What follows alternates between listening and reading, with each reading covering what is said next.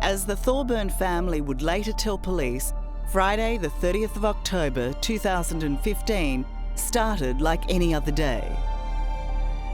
They went through and they told us a routine, and it was a routine they were all comfortable with.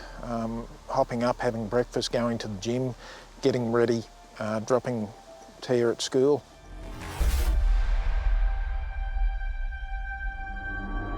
But it was all lies. As police would eventually discover, Tiahleigh was already dead, killed the night before by her foster father, Rick Thorburn. As part of the cover-up, Rick maintained he'd dropped Tiahleigh to school at 8:10. This CCTV footage shows he then picked up spare parts before returning home. Just before lunch, a school counsellor calls to say Tiahleigh is not at school.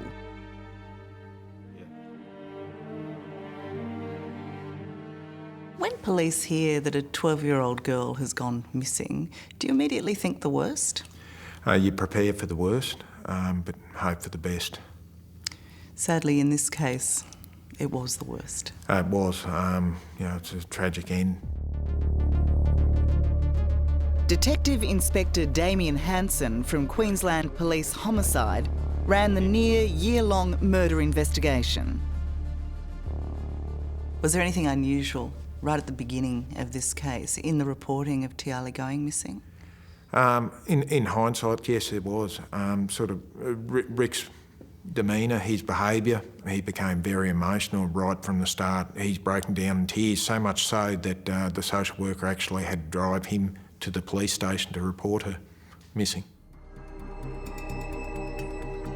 What also made Rick's emotional and immediate reaction suspicious was that Tiahleigh had run away before and had always been found within a matter of hours.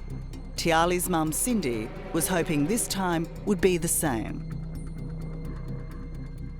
I was doing what I could, but it just wasn't enough.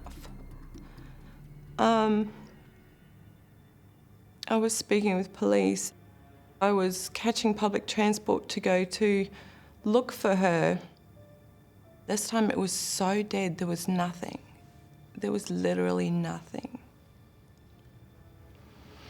So with that silence, what did you think was going on?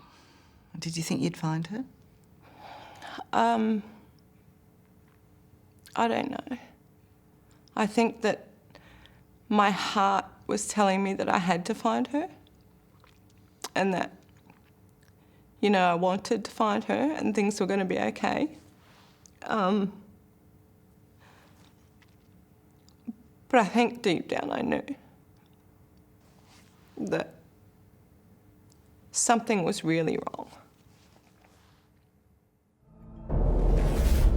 Volunteers trudged through the muddy banks of the Pimpamar River, searching for answers, anything that might explain what cost a 12-year-old girl her life.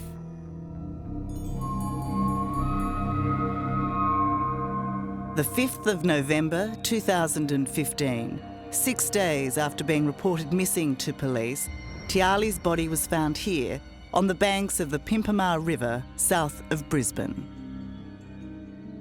What do you think of Rick Thorburn using a place like this to dump this poor girl? It's total disregard. It shows what he thought of her. They dumped trash here, and that's obviously sums up what he thought of Tia. Local fishermen found Tiahleigh, their unexpected and shocking discovery leaving them traumatised. She was just off the bank here in the reeds, just down, only in shallow water. And what state was her body in? She was naked apart from a pair of underwear that was partially pulled down. She was decomposed, so identification was trouble. The worst had come to pass. Now police had to find who had done the unthinkable. So on the discovery of Tiahleigh's body, who became your immediate suspect? Did we look at Thorburns first? Yes, we did. But you know, there are a lot of other lines of inquiries, and it was a very difficult and long investigation. Who else did you look at? We knew that Rick said she was dropped at school around 8:10. We spoke to and interviewed all the children at the school, and we had a number of false sightings. I'll tell you, we canvassed then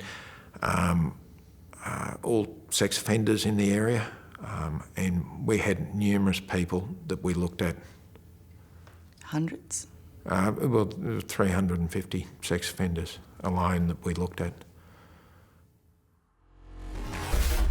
Did you have anything to do with the death of Tiahleigh Palmer? Absolutely not. All right. How was her demeanour that morning? She was on key. She was happy.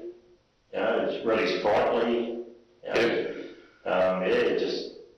And I was sort of pleased that she was happy that day. So I thought, we're going to have a good day.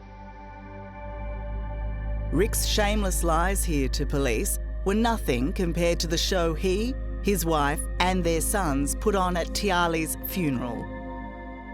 They danced and they cried, a family united in grief. At the funeral, Rick Thorburn carried your daughter's casket. When you reflect on that, what do you think? I think it's disgusting. I think it's disgusting.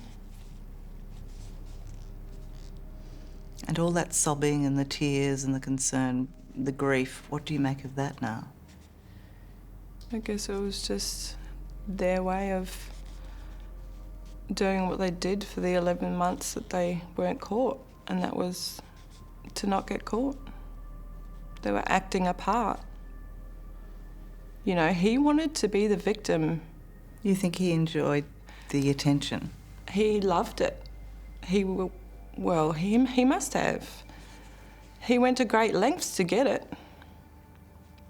Great lengths. Coming up, an anonymous tip-off. So that was the beginning of Let's Crack This Family. Yes, it was. And a family crisis There'd been a family meeting the night before. leads police straight back to the Thorburns. Just by coincidence, she goes missing the next day. That's next on 60 Minutes.